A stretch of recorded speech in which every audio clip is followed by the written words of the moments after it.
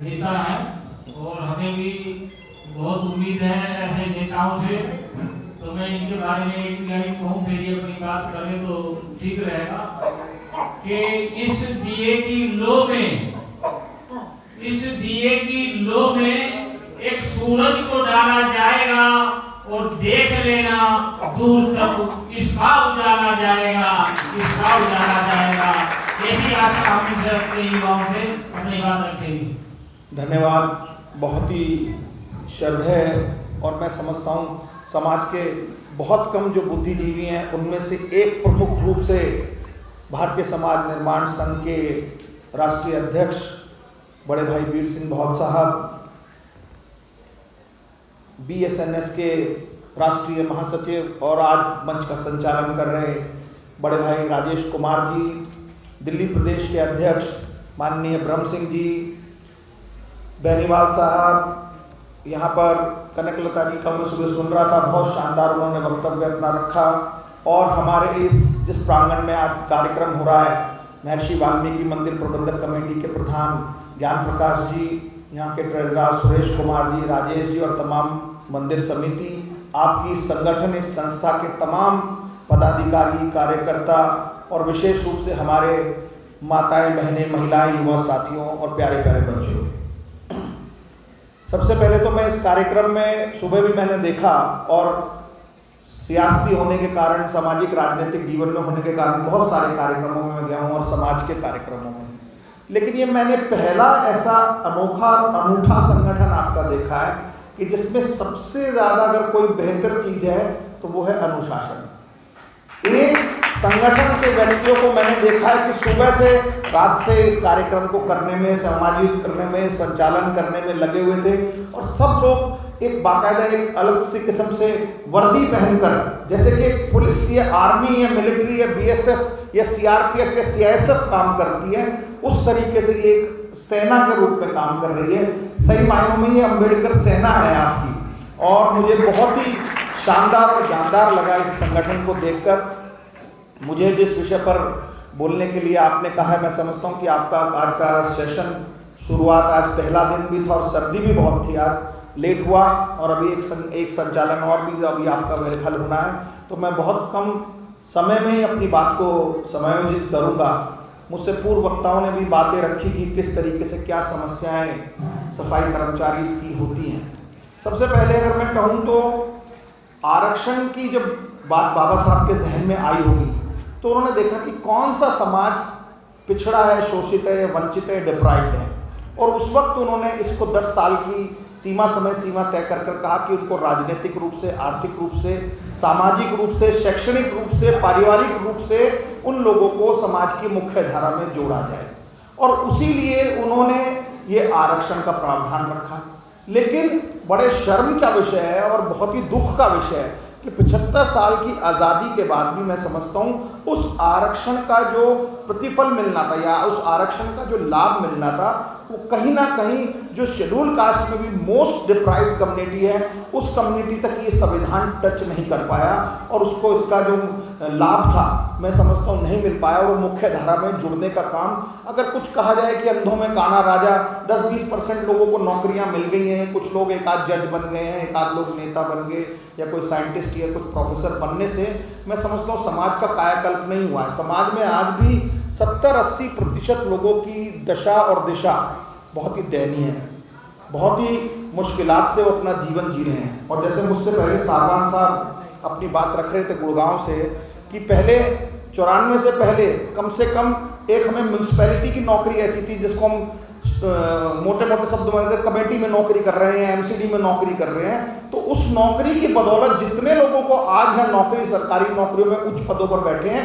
लगभग 95% लोगों के माता या पिता कहीं ना कहीं कमेटियों, म्यूनसिपैलिटियों में सफाई कर्मचारी की नौकरी करते थे और उसी तनख्वाह से उन्होंने अपने घर भी बनाए, नौकरियां भी करी और बच्चों को पढ़ाया भी। लेकिन जैसे कनक जी भी सुबह कह रही थी, लता जी, कि जैसे ही RSS की मानसिकता ने काम करना शुरू किया और मनुवादी व्यवस्था ने काम करना शुरू किया, जब उन्होंने देखा कि अब इन्हें कम से कम ये एक नौकरी मिल रही है जो कि मैं समझता हूँ अनह्यूमन प्रैक्टिस थी, उसमें भी हमारी दशा और दिशा बहुत खराब थी। उसमें भी हमें 12-12 घंटे काम करना पड़ रहा था, और ऐसा काम करना पड़ रहा था, सर पे मैला ढोने का काम हो, मैनुअल स्पंजिंग का काम हो, सीवर में गिर के करने का काम हो, उसके लिए तनख्वाह भी नहीं मिल रही थी, लेकिन फिर भी वो एक परमानेंट जॉब थी। तो उससे हमें लगता था कि हमारी आर्थिक दिशा ऊपर थोड़ी थोड़ी जानी शुरू हो रही थी। तभी उस विचारधारा ने कुठाराघात किया, और इन म्यूनसिपैलिटी की या सेंट्रल गवर्नमेंट की या स्टेट गवर्नमेंट की एक उन्होंने अपनी विचारधारा का एक नया पैमाना निकाला, और उन्होंने एक मिनिस्ट्री बना दी। उस मिनिस्ट्री का नाम भ्रम से आपको तो पता होगा बहुत साहब, आप तो सेंट्रल गवर्नमेंट में थे, उन्होंने बना दिया डिसइन्वेस्टमेंट मिनिस्ट्री, विनिवेश मंत्रालय। और उस विनिवेश मंत्रालय का काम क्या था, उसमें एक बहुत ही उन्होंने अपने शातिर व्यक्ति अरुण शौरी को रख दिया।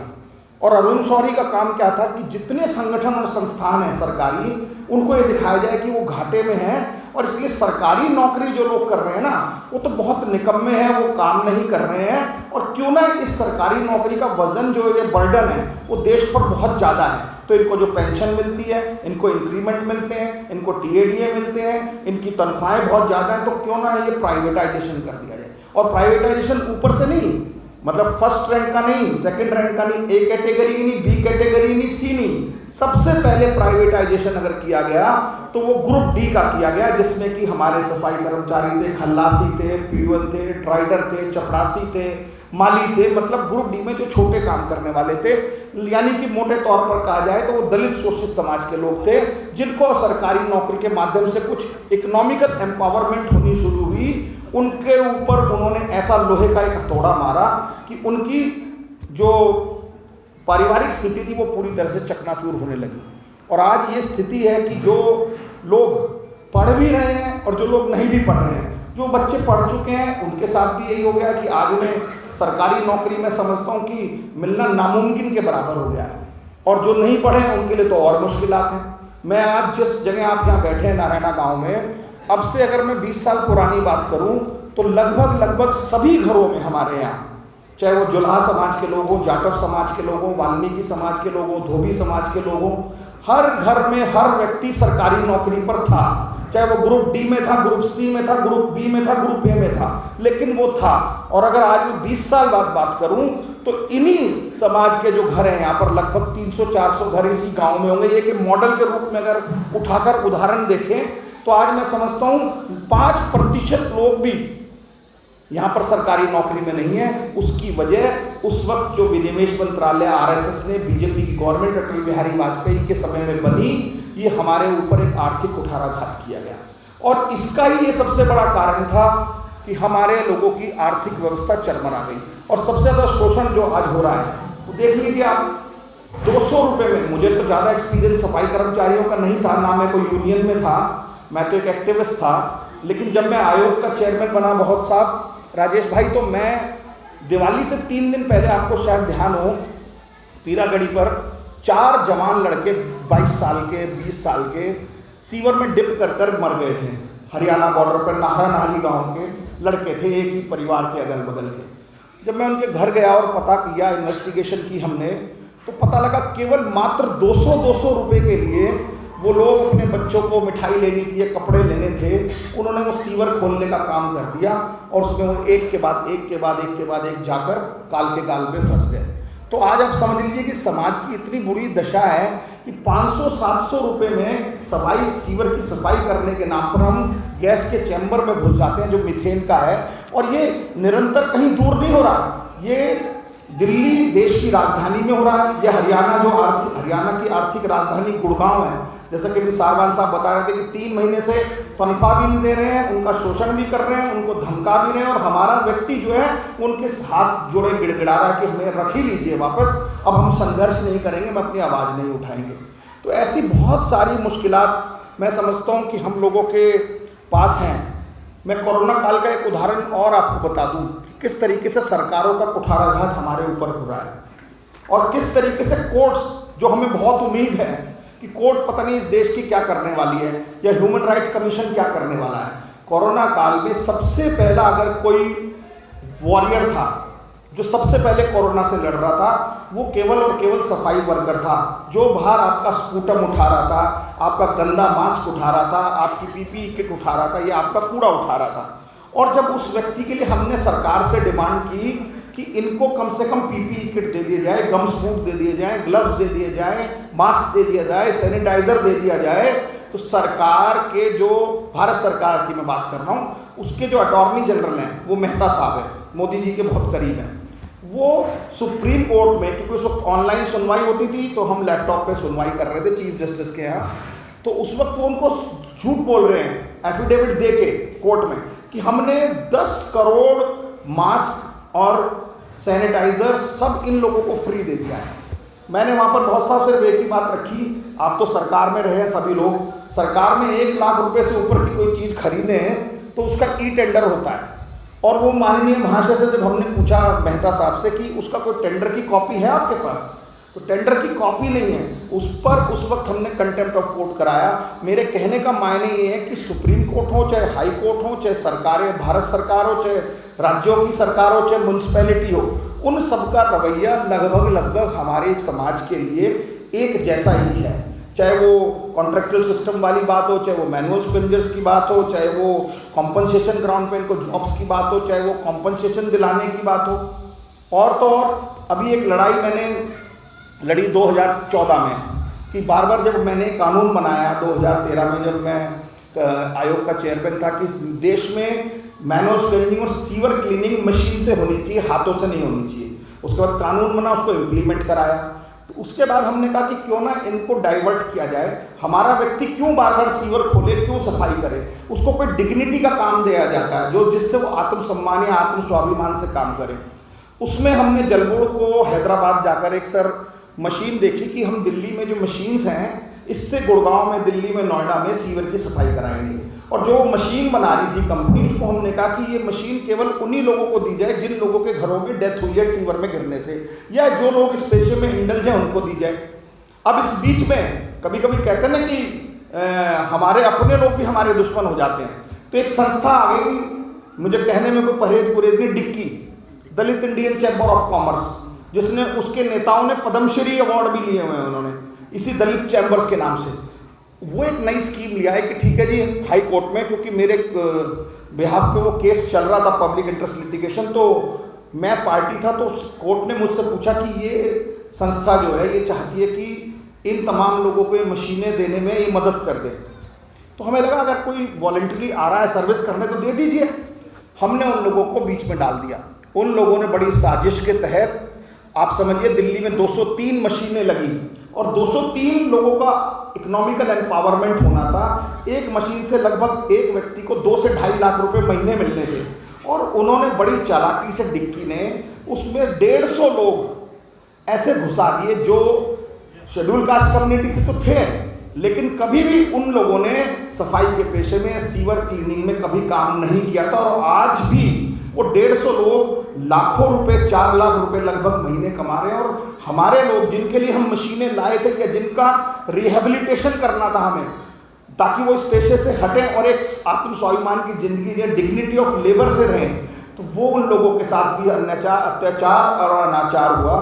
उसके खिलाफ भी हम लोग खैर कोर्ट में लड़ रहे हैं, सुप्रीम कोर्ट में न्याय की लड़ाई। मुझे सबसे ज़्यादा आज खुशी और हो रही है आपके संगठन में आकर कि यहाँ जितनी संख्या हमारे भाइयों की है उतनी संख्या लगभग उससे ज़्यादा सुबह तो महिलाओं की थी, बहनों की थी। ये एक बहुत बड़ा आपने, मैं समझता हूँ, बदलाव किया है। नहीं तो हमारे कार्यक्रमों में महिला आती नहीं, और महिला और ज़्यादा आएंगी तो मैं समझता हूँ कि उससे और बहुत ज़्यादा सुदृढ़ होगा पूरा समाज, और हमारे समाज को बहुत बेनिफिट है। और देख के लग रहा था कि महिलाओं में कितना कॉन्फिडेंस है। अभी एक बहन हमारे यहाँ गाना गा रही थी तिलक नगर से, क्या शानदार तरीके से उन्होंने अपने को प्रेजेंट किया बाबा साहब के गीत से। तो मैं समझता हूँ कि ये सारे काम जो हैं, हम लोगों की समस्याएं तो बहुत सारी हैं, चाहे जितनी हमने इन्होंने कही, मैं भी अभी बताना चाहूँ तो 1 घंटा बोल सकता हूँ कि सरकार क्या कर रही है, लेकिन इसका समाधान क्या है, ये सबसे महत्वपूर्ण है। समाज के सामने बड़ी सारी चुनौतियाँ हैं, लेकिन इसका समाधान क्या है। एक समाधान तो सर मैंने निकाला इस सब का, जो मेरी जितनी समझ थी या अकल थी। मैंने अभी हाई कोर्ट में केस डाला, पहले मैंने आरटीआई की। एक तो मैं आपको ये बता दूं कि 2005 में आरटीआई आई है। आप सब लोग खूब आरटीआई डाला करो। आरटीआई डालने से आपको आपके दिमाग का सारा मेंटल ब्लॉक जो है ना वो खुल जाएगा। आपको पता लग जाएगा कि सरकार हमारे लिए क्या कर रही है, क्या नहीं कर रही है। आप खूब RTI डालिए, 10 रुपये की लगती है और कहीं जाना नहीं पड़ता। आप ऑनलाइन भी RTI डाल सकते हैं, जहाँ भी आपको शंका हो RTI डालिए, जहाँ भी आपको शंका हो RTI डालिए। मैं भी ऐसे ही करता हूँ, मैंने लगभग 5-7 हज़ार RTI डाली हुई है। मतलब पोस्टमैन जो है वो मुझे अगर मेरे यहाँ पे कोई नाम लिख दे हरनाम सिंह तो वैसे ही लेटर आ जाता है, क्योंकि इतने लेटर मेरे आते हैं रेगुलर। उसी से मुझे समझ में आया कि देश में 2 बड़े घोटाले हो रहे हैं जो दलितों के लिए सबसे ज़्यादा खतरनाक है। पहला तो भारत के प्रधानमंत्री नरेंद्र मोदी साहब ने किया कि 2 अक्टूबर को वो महर्षि वाल्मीकि मंदिर पचकुइयाँ पर बैठ गए जाकर और झाड़ू ले ली और फोटोशॉप किया कि मैं बड़ा सफाई कर्मचारियों का चिंतक हूँ, हित वाला हूँ। और फिर वो वाराणसी में सफाई कर्मियों बहनों के उनके पैर धो रहे थे और स्वच्छ भारत मिशन उन्होंने वहाँ से लॉन्च किया। उस स्वच्छ भारत मिशन में जब मैंने RTI लगाई तो आपको शॉकिंग लगेगा, केवल जब से वो स्वच्छ भारत मिशन स्टार्ट हुआ है, बड़े बड़े टीवी में ऐड आती होगी, आप देखते हो बसों पे लगा होता है, एडवर्टाइजिंग चलती है सरकार की हर जगह स्वच्छ भारत मिशन। और 2 अक्टूबर को तो जोर शोरों से हमारी वाल्मीकि बस्तियों में मनाया जा रहा भाजपा कार्यकर्ताओं के द्वारा। 2000 करोड़ रुपया केवल उसमें मोदी जी ने अपनी एडवर्टाइजिंग के लिए लगा दिया। ये मैं ऐसे झूठ नहीं बोल रहा, ये RTI में मुझे मिला। केवल 2000 करोड़ रुपए हमने स्वच्छ भारत मिशन की एडवर्टाइजिंग में लगा दिया, जहां दिल्ली के लोग, गुड़गांव के लोग बिगड़ तनख्वाह के बैठे हैं। अपनी काम करने के बाद उनको तनख्वाहें नहीं मिल रही है, या उनको कॉम्पनसेशन की जॉब जो मिलनी है वो नहीं मिल रही है, कॉम्पनसेशन का जो पैसा एक्सग्रेशिया वो नहीं मिल रहा है, या उन लोगों को पक्के हो गए तो उनके जो पैसे एरियर हैं वो नहीं मिल रहे हैं, या रिटायर हो गए पेंशन के बाद उनको जो पैसा मिलना है वो नहीं मिल रहा है। लेकिन भारत की सरकार स्वच्छ भारत मिशन का नाम लगाकर 2000 करोड़ रुपया खर्च कर रही है केवल अपना फोटो चमकाने में। और स्वच्छ भारत मिशन का एम्बेसडर वीर सिंह बहुत नहीं है, राजेश कुमार भी नहीं है, ये कांगड़ा जी भी नहीं है, सारवान जी भी नहीं है, या जिन लोगों ने इसमें काम किया वो भी नहीं है, या जिन लोग जो बहनें हमारी सुबह 4 बजे 5 बजे उठ के दुनिया भर के 2-2 किलोमीटर के रोड सफाई कर रही है वो भी नहीं है। सचिन तेंदुलकर और अमिताभ बच्चन इसके ब्रांड एम्बेसडर हैं, और वो NDTV पर बैठकर स्वच्छ भारत मिशन में हमें बता रहे हैं कि भाई साहब ऐसे स्वच्छ भारत मिशन चलेगा। जिन घरों से महिलाएं और पुरुष जाकर पूरी दिल्ली या देश को सफा कर रहे हैं उनका कोई योगदान नहीं है। योगदान अमिताभ बच्चन और सचिन तेंदुलकर का है। और अवार्ड किसको मिल रहा है? अवार्ड किसी विल्सन साहब को मिल रहा है। विल्सन साहब कौन है ये भी हमें नहीं पता कौन है। विल्सन साहब मैक्से से अवार्ड ले रहे हैं कि इस समाज में बड़ा बुरा स्थिति है और मैंने देख ली है। अरे जिस समाज जो काम कर रहा है, जिस समाज के बच्चे सीवर में गिर के मर गए हैं, जिस समाज की महिलाएं सुबह 4 बजे उठ के बस पकड़कर 25 किलोमीटर झाड़ू लगाने जा रही है, ये जिस घर से व्यक्ति पूरी जिंदगी नौकरी कच्चे करके जा रहा है, उसको सरकार नहीं समझ रही और सरकार ब्रांड एम्बेसडर बना रही है अमिताभ बच्चन, सचिन तेंदुलकर को, और अवार्ड दे रही है विल्सन को। तो आप समझ लीजिए इन सरकारों की कितनी ओछी और गंदी मानसिकता होगी। मैं किसी एक व्यक्ति या किसी पार्टी के बारे में नहीं कह रहा, मैं तमाम सरकारी तंत्र के बारे में आपको बात करने जा रहा हूँ। और दूसरा मैंने सर जो एक उदाहरण देना था वो ये है कि क्योंकि आपका संगठन बड़ा जागरूक मुझे लगा और उसमें काफ़ी सारे आपके पढ़े लिखे और बुद्धिजीवी विसल ब्लोअर मुझे समझ में आए जो कि समाज को जगा सकते हैं। इन सबका एक ही काम था हमारे लिए, योजना आयोग ने सब प्लान का काम किया। आप में से कितने लोगों को पता है कि SC/ST सब प्लान क्या होता है? अब देखिए सभागार में मैं समझता हूँ सब बुद्धिजीवी हैं, SC/ST सब प्लान के बारे में किसी को नहीं पता, 1-2 को पता होगा। चलिए SC/ST सब प्लान जो है ये 1980 में लागू हुआ, प्लानिंग कमीशन के माध्यम से भारत सरकार ने लागू किया। और इसका करने का काम क्या था कि जहाँ भी जिस राज्य में सरकारें हैं और भारत में सरकार है, सपोज मैं दिल्ली का उदाहरण दे देता हूँ आपको कि दिल्ली में शेड्यूल कास्ट की आबादी 17% है, यानी 100 लोग रहते हैं तो 17 लोग हम हैं। तो अगर यहाँ पर दिल्ली का बजट अगर 1000 रुपये है, मैं उदाहरण के तौर पे कह रहा हूँ, जैसे कि 10,000 करोड़ रुपए है दिल्ली का बजट, 1000 रुपये है तो 1000 रुपये में 170 रुपये एक्सक्लूसिवली शेड्यूल कास्ट पॉपुलेशन के ऊपर खर्च होगा। उस 170 रुपये में से आपके बच्चों के लिए कॉलेज बनेंगे, जिसमें कि हमारे बच्चों के लिए एक यूनिवर्सिटी होगी, चाहे वो अंबेडकर यूनिवर्सिटी हो, चाहे वो वाल्मीकि यूनिवर्सिटी हो। वहाँ पे हमारे जाके बच्चों को मतलब जगह जगह भटकना नहीं पड़ेगा। या पॉलिटेक्निक खुलेंगे, या IITs खुलेंगे, या ITI खुलेगी, या इसके अलावा हमारे लिए कोई इंस्टीट्यूशंस खुलेंगे, प्रोफेशनल कोर्सेज के कोई और इंस्टीट्यूशन बनाए जा सकते हैं। जिस तरीके से ये चौपालें बनी है या इस तरीके से हमारे कोई भवन बनेंगे, वाल्मीकि भवन, अंबेडकर भवन, धानक भवन, खटीक भवन, रायगढ़ भवन, पासी भवन, धोबी भवन, इस तरीके के कुछ ये इस तरीके के काम हो। हमारी जो बस्तियाँ हैं उनमें कुछ काम होंगे, हमारे लोगों के लिए एक्सक्लूसिवली कोई जॉब्स क्रिएशन की जाएगी उस पैसों से, और हमारे लोगों को इकोनॉमिकल एम्पावर करने के लिए, बिजनेस के लिए उसी पैसों में से हमें कम रियायती दरों में लोन दिया जाएगा। ये सारी स्कीम्स जब भारत सरकार ने ले डाउन की तो उस दौरान आपने नोट किया होगा कुछ कुछ एम्पावरमेंट हुई थी। जैसे बस अगर 100 निकलती थी, रेड लाइन बसें थी, ब्लू लाइन बसें थी, आपको ध्यान हो तो कुछ हमारे लोगों के पास भी बसें थी। मिट्टी के तेल के डिपो निकलते थे तो कुछ लोगों के मिट्टी के तेल की डिपो हमारे भी थे, कोयले की टाल भी थी, गैस की एजेंसी भी थी, कुछ पेट्रोल पंप भी थे, राशन की दुकान भी थी, इस तरीके से टैक्सी भी थी, मेटाडोर भी हमें मिली थी, परमिट्स मिले थे।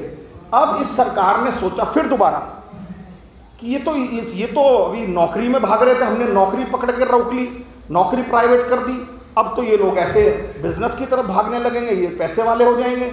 पैसे वाले हो जाएंगे तो ये तो बाबा साहब को समझने लगे हैं, संगठन भी होने लगे हैं, पैसा आ गया तो ये लोग फिर हम पे राज करेंगे, क्योंकि इन्होंने तो अपने मनुवाद व्यवस्था में तो बनाया हुआ है ना, ऊपर ब्राह्मण, क्षत्रिय, वैश्य, और हम तो पैरों से बनाए हुए हैं मेरे ख्याल से। कहाँ से वीर सिंह जी? तो उस वक्त फिर इन्होंने, मैं समझता हूँ, फिर हमारे साथ कुठाराघात किया। तो हमें इसके खिलाफ लड़ने की जरूरत है। आज भारत की सरकार और दिल्ली की सरकार और देशों की तमाम राज्यों की सरकारें जो हैं वो SC/ST सब प्लान का वायलेशंस कर रही हैं। मैंने ऑलरेडी सुप्रीम कोर्ट में इसमें केस एक डाला हुआ है और कोर्ट की सुनवाई भी चल रही है, और सारी सरकारें एफिडेविट देने में आनाकानी कर रही हैं। क्योंकि एफिडेविट क्यों नहीं दे रही हैं? मैंने RTI में, जैसे मैं पहले बता रहा था अभी कि RTI लगानी चाहिए, तो मैंने पहले बड़ी चालाकी से सारे देश की सरकारों से मैंने RTI लगा के पूछा कि आपने कितना टोटल आपका बजट है और आपने टोटल कितना बजट पैसा इस साल का हमें SC/ST के लिए खर्च करना है या किया है। अब जब लगभग सभी सरकारों ने जितना पैसा खर्च करना था उसका 5% भी नहीं किया। अब RTI देके वो फंस गए। अब जब कोर्ट में मैंने केस डाल दिया तो कोर्ट में वो लोग एफिडेविट नहीं दे रहे, क्योंकि उन्हें पता वहाँ उन्हें कंटेम्प्ट लगेगा, लताड़ लगेगी। इसके खिलाफ हमें पूरे देश में मुहिम बनानी चाहिए, क्योंकि ये हजारों करोड़ नहीं लाखों करोड़ रुपया हमारा सरकार गबन कर बड़े बड़े अपने रोडों पे हाईवे बन रहा है जी। हाईवे बनने से हमारा क्या फ़ायदा? हाईवे अकेले कोई शेड्यूल कास्ट थोड़ी यूज़ कर रहे हैं, या बड़े बड़े रोड्स बन रहे हैं जी, बड़ा फलाना वो बन रहा है जी, उससे हमें क्या बेनिफिट है? जो पैसा हमारे लिए एक्सक्लूसिव खर्च होना चाहिए वो हमारे ऊपर नहीं खर्च हो रहा है। इसके लिए हमें लामबंद होना चाहिए। SC/ST सब प्लान के बारे में आज ही आप सब लोग जाके गूगल पे पढ़िए, और जल्दी मैं वीर सिंह बहुत साहब, हम राजेश जी एक जल्दी नए साल पर बैठ भी रहे हैं, कुछ इंटेलेक्चुअल लोग 50 लोग देश के, इस पर हम एक वाइट पेपर भी बना रहे हैं कि ताकि सब लोगों को पता हो कि SC/ST सब प्लान है क्या और किस किस सरकारों ने क्या क्या गड़बड़ की है, हमारा कितना पैसा इन लोगों के पास पड़ा। अगर वो पैसा ही सही मायनों में इम्प्लीमेंट हम करा दें तो हमारे हर बच्चे को लगभग जितनी हमारी आबादी देश में है सबको 10 से 8 करोड़ रुपए, जो मैंने किसी चार्टर्ड अकाउंटेंट से हिसाब लगवाया, हर शेड्यूल कास्ट व्यक्ति को 8 से 7 करोड़ रुपए वैसे ही मिल जाएंगे। तो इस पर हमें काम करने की ज़रूरत है। हमें, मैं समझता हूँ, अपने हकूक़ और अधिकारों को मांगने की नहीं, छीनने की ज़रूरत है। यही बाबा साहब ने हमें संविधान में सिखाया भी है, जताया भी है, दर्शाया भी है और बताया भी है। मुझे बहुत खुशी भी हो रही है कि हम में बहुत सारे लोग बाबा साहब को जानने भी लगे हैं और उनकी अनुसरण भी करने लगे हैं और कुछ लड़ने भी लगे हैं। हम में का मतलब ये है कि शेड्यूल कास्ट कम्युनिटी में बहुत सारी कम्युनिटी तो पहले बाबा साहब को समझ गई थी और मान रही थी, और उसका चमत्कार ये हुआ कि वो हमसे पहले आज अच्छे पदों पर आसीन रहे। लेकिन मैं आज जो बात कर रहा हूँ यहाँ पर महर्षि वाल्मीकि मंदिर में, वो मैं स्पेसिफिकली वाल्मीकि समाज के लिए, धानक समाज के लिए, खटीक समाज के लिए, बलाई समाज के लिए, बैरवा समाज के लिए बात कर रहा हूँ कि वो लोग जब थोड़ी लेट बाबा साहब को समझे हैं, अब जब समझ गए तो ये बड़ी सुखद बात है। उन लोगों को ये जितनी जल्दी समझेंगे कि बाबा साहब ने उनके लिए क्या काम किया था, उतनी जल्दी ही वो, मैं समझता हूँ, संगठित होना शुरू कर देंगे और संघर्ष भी करना शुरू कर देंगे। एक अंतिम बात और ज़रूर मैं कहूँगा, क्योंकि समय बहुत हो गया है। बहुत सारे संगठन भी काम कर रहे हैं, बहुत सारे लोग भी काम कर रहे हैं समाज में, बस थोड़ी हम सब लोगों को अपनी ईगो और अहंकार जो है इस समाज को थोड़ा कम करना पड़ेगा, क्योंकि हम सब लोगों में कहीं ना कहीं बहुत ज़्यादा अहम है। मैं अपनी भी बात कर रहा हूँ, हम सब लोगों में अभी इसके बाद धार्मिक संगठन आपके आएंगे तो मैं समझूँ चाहे धर्म गुरुओं को लगाना पड़े, इसमें हमें सब नेताओं को थोड़ा टोन डाउन होना पड़ेगा। जितने भी सामाजिक राजनीतिक संगठन चला रहे हैं सब एक प्लेटफॉर्म पे आए, सबका मिशन एक है कि समाज की राजनीतिक सामाजिक आर्थिक तरक्की हो। तो फिर हमें एक दूसरे को मैं समझता हूँ आगे बढ़ाने का काम करना चाहिए। पूरे 75 साल में आप देखिए, उठा के देखिए अपना इतिहास, 75 साल में एक भी हमारा आज लीडर हमारे पास नहीं है। हमारी लड़ाई कौन लड़ेगा? हम वीर सिंह जी को कहता हूँ वीर सिंह जी मुझे कहते हैं, मैं राजेश जी को कहता हूँ राजेश जी, ज्ञान प्रकाश जी को कहते हैं। आवाज़ कहाँ जा रही है? हम में आपस में ही घूम के जा रही है। हमें अपने कई सारे लीडर्स पैदा करने पड़ेंगे, उनको अनुसरण भी करना पड़ेगा, उनको बनाना भी पड़ेगा, उनको कहना भी पड़ेगा तुझे आज लीडर बना रहे हैं, कल तूने समाज का काम नहीं पकड़ा, तेरा कान पकड़कर उतार कर रामलाल आज तुझे लीडर बनाया, तू नहीं करेगा, कल श्यामलाल को बना देंगे, परसों घनश्याम दास को बना देंगे। लेकिन हमें लीडर्स बनाने पड़ेंगे और वो लीडर्स जाके लड़ाई लड़े उन सरकारों से आंखों में आंखें डाल करके, और तभी हमारी मैं समझता हूँ समाज की राजनीतिक, आर्थिक और शैक्षणिक, पारिवारिक, शारीरिक सब उन्नति होगी। आपने बहुत ही सुंदर 2 दिन का कार्यक्रम किया है, 9वां अधिवेशन किया है। मैं उन्हें अपनी ओर से और महर्षि वाल्मीकि मंदिर प्रबंधक कमेटी की ओर से, नारायणा गांव की ओर से आपको धन्यवाद भी देता हूं कि आपने यहां पर कार्यक्रम किया, और इस कार्यक्रम को करने में कोई हमसे त्रुटि रही हो, हमारे कोई सहयोग में कमी रही हो, उसके लिए भी मैं क्षमा प्रार्थी हूँ। और मैं चाहूँगा कल भी आप इस कार्यक्रम को और सक्सेसफुल करें और हमारा जो सहयोग समर्थन आपको मिलेगा। इन्हीं शब्दों के साथ मैं बहुत बहुत धन्यवाद करता हूँ। जय भीम, जय मूल निवासी, जय संविधान। धन्यवाद।